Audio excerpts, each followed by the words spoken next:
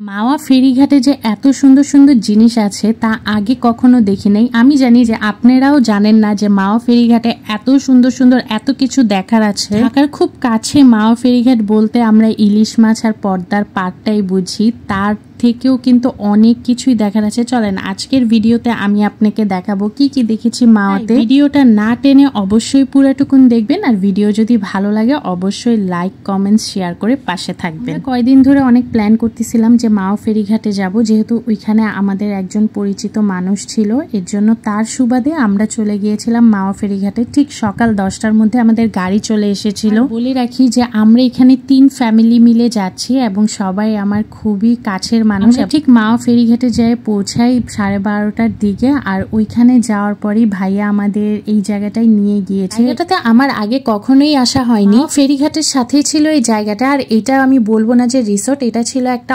অফিসের সাথে তাদের থাকা খাওয়ার জায়গা ছিল। একদিনের জন্য ভাইয়ার ওইখানে ঘুরতে গিয়েছিলাম। একেবারে রিসোর্টের মতো বাংলো টাংলো দিয়ে সবকিছু এখানে আছে। তো আমি এখানে গাড়ি থেকে নামি নেই দেখে আপনাদেরকে ভিডিও করে দেখাইতে পারতেছিলাম না। আমরা যখন নামি তখন ভাইয়া আমাদেরকে এখানে পদ্মা সেতুর জাদুঘরে নিয়ে যায়। অনেকেই জানে না মাওয়া ফেরিঘাটে কিন্তু একটা জাদুঘর রয়েছে। এটা কিন্তু সবকিছু দিয়ে একেবারে সুন্দরভাবে সাজানো গোছানো। আপনারা কিন্তু জাদুঘর আর চিড়িয়াখানাও এসব জিনিস দেখতে পারবেন না যেগুলা এই পদ্মা সেতুর জাদুঘরে রয়েছে। এখানে অনেক কিছুর কঙ্কাল রয়েছে, অনেক জীবজন্তু রয়েছে। আমরা এখানে যেহেতু বাচ্চাদেরকে নিয়ে গিয়েছিলাম তাই ওদের জন্য এগুলা খুবই নিউ কিছু লেগেছে আমার কাছে। এই জিনিসটা আমি ফার্স্ট দেখলাম মাওয়া ফেরিঘাটে যে এত সুন্দর জাদুঘর রয়েছে। আপনারা যারা যারা মাওয়া ঘাটে শুধু ইলিশ মাছই খেতে গেছেন আর পদ্মার পাড়ি দেখতে গেছেন, এই ছাড়া মাওয়া ফেরিঘাটে যে এত সুন্দর সুন্দর জিনিস রয়েছে আপনারা এবং আমি কেউই দেখি নাই। তো এই ফার্স্ট টাইম আমি এগুলা দেখতেছি। আর দেখেন, যারা যারা দেখেন না অবশ্যই আমার ভিডিও থেকে দেখে নেন।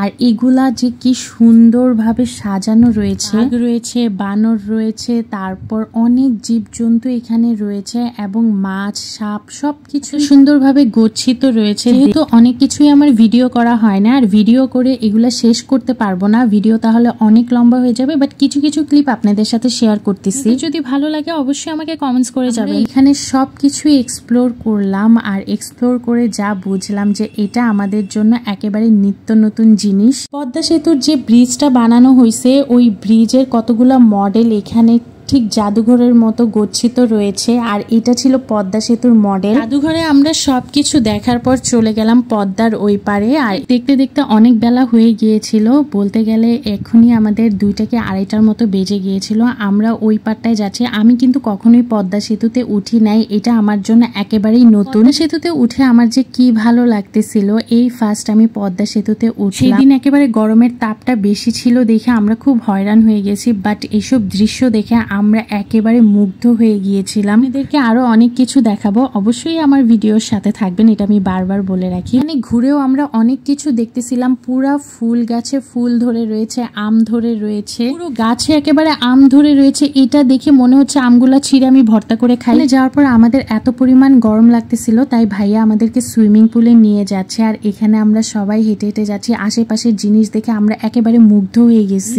ছাড়াও যে এত সুন্দর ঘোরা যায় পদ্মা সেতুতে বা মাওয়া ফেরিঘাটে এই প্রথম দেখলাম আমি। গরম বেশি, অবশ্যই আমাদের সুইমিং করা লাগবে, আর এইটা একেবারে গরমের সময় নেসেসারি একটা জিনিস। আর এখানে বাচ্চাগুলা সব নেমে পড়ছে সুইমিং করতে। আমি এখানে কিছু ক্লিপ নিয়ে নিচ্ছি, আমার ঠিক নামটা মনে নাই। এটা কিন্তু কোনো রিসোর্ট না, বাট পুরা রিসোর্টের মতো। পানিতে নেমে আমার আর কোনো ভিডিও করা হয় নাই। তারপর গোসল আমরা ঠিক 1 ঘন্টার মতো করেছি। করার পর আমরা চলে আসলাম এই পদ্মা সেতুর ঠিক নিচে, ব্রিজের নিচে। কাছ থেকে পদ্মা সেতু দেখার অভিজ্ঞতা একেবারে ফার্স্ট টাইম হয়েছে আমার, আর এত সুন্দর লাগতেছিল। ভিডিও করে এত কিছু আপনাদেরকে বলা যাবে না, আপনারা যদি নিজের চোখে দেখতেন তাহলে বুঝতেন যে এটা কি সুন্দর একটা জিনিস ছিল। একেবারে দুপুর থেকে রাত পর্যন্ত ছিলাম। তো এটা নিয়ে আমি আরো ভিডিও দেব। ফেরিঘাটে কি কি খেলাম সেটা নিয়ে আরেকটা ভিডিও আসবে। যারা দেখতে চান অবশ্যই লাইক কমেন্টস ফলো করে পাশে থাকবেন।